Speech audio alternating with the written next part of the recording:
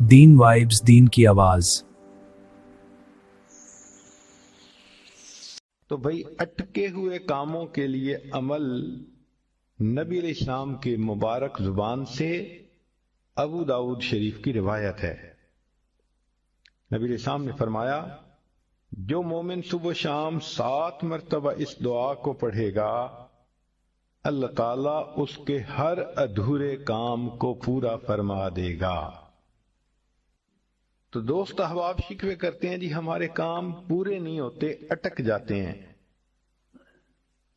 اور پھر وہ کسی کے پاس جاتے ہیں، عملیات والوں کے پاس، تو ان کا تو چونکہ کاروبار ہے، انہوں نے پیسے کمانے ہوتے ہیں، تو وہ سمپل جواب دیتے ہیں جی کسی نے لگتا ہے تمہارا رزق باندھ دیا ہے، کسی نے تمہارا رشتہ باندھ دیا ہے، اور ہم اس کو بلیو کر لیتے ہیں۔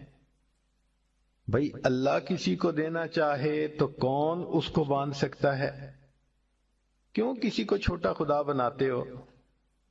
کوئی کسی کا رزق نہیں باندھ سکتا، کوئی کسی کا رشتہ نہیں باندھ سکتا، ہمارا ایک ہی خدا ہے، اس کے کام کو کوئی روک ہی نہیں سکتا۔ خواہ مخواہ اپنا عقیدہ بھی خراب اور اپنا عمل بھی خراب۔ سیدھی بات ہے کہ نبی علیہ الصلوۃ والسلام نے جو باتیں سکھائیں ان کو کریں، خود بخود عملیات سے جان چھوٹ جائے گی۔ چنانچہ عورتیں اکثر پوچھتی ہیں جی کہ میرا رشتہ اچھا ہو جائے، بیٹے کو جاب مل جائے، بہو کا ویزا رکا ہوا ہے، فلاں کام اٹکا ہوا ہے۔ تو بھائی اٹکے ہوئے کاموں کے لیے عمل نبی علیہ السلام کے مبارک زبان سے ابو داؤد شریف کی روایت ہے۔ نبی علیہ السلام نے فرمایا، جو مومن صبح و شام 7 مرتبہ اس دعا کو پڑھے گا، اللہ تعالیٰ اس کے ہر ادھورے کام کو پورا فرما دے گا۔ اور وہ کیا ہے؟ حسبی اللہ لا الہ الا ہو علیہ توکلت وہو رب العرش العظیم۔ اب تھوڑی بات اور بھی سن لیجئے کہ کچھ اسباب ہوتے ہیں تنگ دستی کے، عموماً ہمارے اندر وہ عادتیں ہوتی ہیں، اور ہم کہتے ہیں جی کہ تنگ دستی بہت ہے۔ ہمیں چاہیے کہ جن چیزوں سے تنگ دستی ہوتی ہے ان اعمال کو چھوڑ دیں۔ پہلا عمل، کھڑے ہو کر جوتے پہن کر ننگے سر کھانا کھانا۔ آج کل شادیوں میں، دعوتوں میں ایک عام سی بات ہے، جوتے پہنے ہوتے ہیں، ننگے سر ہوتے ہیں اور کھڑے ہو کے کھانا کھاتے ہیں۔ اس سے اللہ تعالیٰ رزق میں تنگی فرما دیتے ہیں۔ دوسری بات، بیت الخلاء میں باتیں کرنا۔ تیسری بات، مہمان کو بوجھ سمجھنا۔ چوتھی بات، ہاتھ دھوئے بغیر کھانا کھانا اور بسم اللہ پڑھے بغیر کھانا کھانا، اس سے رزق میں تنگی ہو جاتی ہے۔ پھر پانچویں بات، کھانا ختم ہو جائے تو کھانے کے برتن کو اچھی طرح صاف نہ کرنا، اس سے بھی رزق میں تنگی ہوتی ہے۔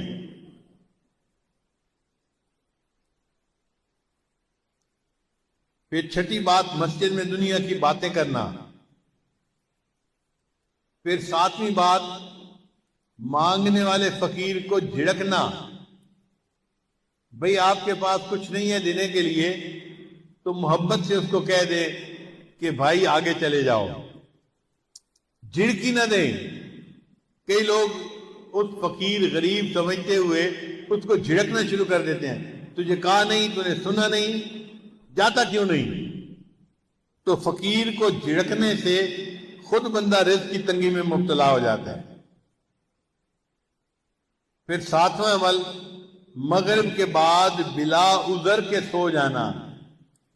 عشاء کے بعد سونا چاہیے، مغرب کے بعد اگر بیماری ہے یا عذر ہے تو اور بات ہے، پھر اجازت ہے۔ اگر عذر نہیں تو مغرب کے بعد سونے کی عادت نہیں بنانی چاہیے۔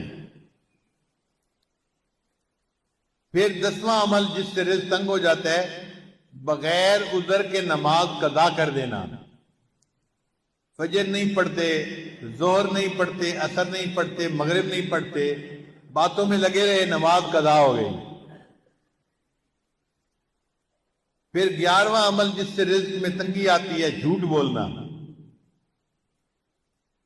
اور آج کل تو جھوٹ بولنے کی ابتدا ماں باپ بچے سے ہی کر دیتے ہیں۔ پھر 12واں عمل جس سے رزق میں تنگی ہوتی ہے، گانے بجانے میں دل لگانا۔ گانے پسند ہوتے ہیں تو آپ دیکھیں گاڑیوں میں ہر وقت ٹوں ٹوں ہوتی رہتی ہے، گانے لگے ہوئے ہوتے ہیں، میوزک لگی ہوتی ہے۔ پھر 13واں عمل جس سے رزق میں تنگی آتی ہے، اولاد کو برا بھلا کہنا۔ کچھ جاہل ماں باپ کو اولاد کو گالیاں دینے میں مزہ آتا ہے۔ ماں ہے تو گالیاں دیتی ہے، باپ ہے تو گالیاں دیتا ہے۔ اولاد کو گالیاں دینے سے اللہ تعالیٰ بندے کو رزق کی تنگی میں مبتلا کر دیتے ہیں۔ اس لیے غصے میں بھی اولاد کو دعا دینی چاہیے۔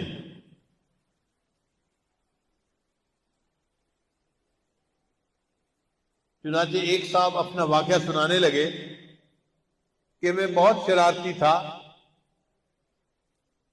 اور گھر والوں کو میں نے تنگ کیا ہوا تھا۔ ایک دن کیا ہوا کہ گھر میں مہمان آئے ہوئے تھے تو میری والدہ نے دال بنائی مہمانوں کے لیے، اور میں نے ایک مٹھی ریت کی بھری اور آ کر ہنڈیا میں ڈال دی۔ اب جب مہمان کھانا کھانے لگے تو دال کے اندر ریت تھی، تو کھانا تو نہیں کھایا جاتا نا، تو مہمانوں کو بھی پریشانی ہوئی اور گھر والوں کو بھی پریشانی ہوئی۔ اب جب گھر والوں کو پریشانی ہوئی تو میرے والد تو غصے میں کہ جس نے یہ کیا ہے میں اس کی پٹائی کرتا ہوں۔ کہنے لگے کہ میری والدہ کو پتہ چلا تو میری والدہ نے پتہ کیا کہ یہ کام کیا کس نے ہے، تو ماں کو بچوں کا پتہ ہوتا ہے، اس نے کہا کہ فلاں نے کیا ہوگا۔ مجھے پکڑ کے لایا گیا اور مجھے پوچھا گیا کہ کیا تم نے یہ حرکت کی، سالن کے اندر تم نے ریت ڈالی؟ تو امی کے سامنے میں نے اقرار کر لیا، ہاں امی یہ شرارت میں نے کی تھی۔ کہنے لگے کہ یہ شرارت کا جب میں نے اقرار کیا تو غصے میں میری ماں نے مجھے کہا، اچھا تو نے مہمانوں کو تکلیف پہنچائی اور سالن کے اندر تو نے ریت ڈالی، اللہ تعالیٰ تجھے حرم کا امام بنا دے۔ تو وہ کہتے ہیں کہ اللہ نے میری ماں کی دعا کو قبول کر لیا اور آج اللہ نے مجھے دونوں حرم کا امام بنا دیا۔ یہ واقعہ کس کا تھا؟ قاری سدیس کا تھا جو حرم کے امام ہیں۔ انہوں نے اپنی زندگی کا واقعہ سنایا کہ میں نے یہ حرکت کی تھی، میری والدہ نے مجھے بد دعا دینے کی بجائے دعا دی تھی، بیٹا اللہ تجھے حرم کا امام بنا دے، اور آج میری ماں کی دعا قبول ہوئی اور اللہ نے مجھے حرم کا امام بنا دیا۔ پھر 14واں عمل قرآن پاک کو بے وضو ہاتھ لگانا۔ بعض لوگ قرآن مجید کی بے حرمتی کرتے ہیں، وضو کے ساتھ ہاتھ لگانا چاہیے، وہ بے وضو بھی ہاتھ لگا لیتے ہیں۔ تو بے وضو ہاتھ لگانے سے اللہ تعالیٰ رزق میں تنگی پیدا فرما دیتے ہیں۔ 15واں عمل غیر محرم کو بے دھڑک دیکھنا۔ بعض نوجوان سمجھتے ہیں کہ ہوتا تو کچھ نہیں تو غیر محرم کو دیکھو مزے اڑاؤ، تو غیر محرم کو دیکھنے سے اللہ تعالیٰ بندے کو رزق کی تنگی میں مبتلا فرما دیتے ہیں۔ اور 16واں عمل جس سے کہ اللہ تعالیٰ رزق کو تنگ کر دیتے ہیں، اپنے اہل خانہ کے ساتھ ہر وقت لڑتے رہنا۔ یہ گناہ آج کے دور میں عام ہو گیا ہے۔ جس گھر میں دیکھو خامد بیوی پہ برس رہا ہے اور بیوی بھی چپ نہیں کرتی، آگے سے کوئی نہ کوئی جواب دیتی رہتی ہے، اس نوک جھونک کے بدلے اللہ تعالیٰ رزق کی تنگی میں مبتلا کر دے۔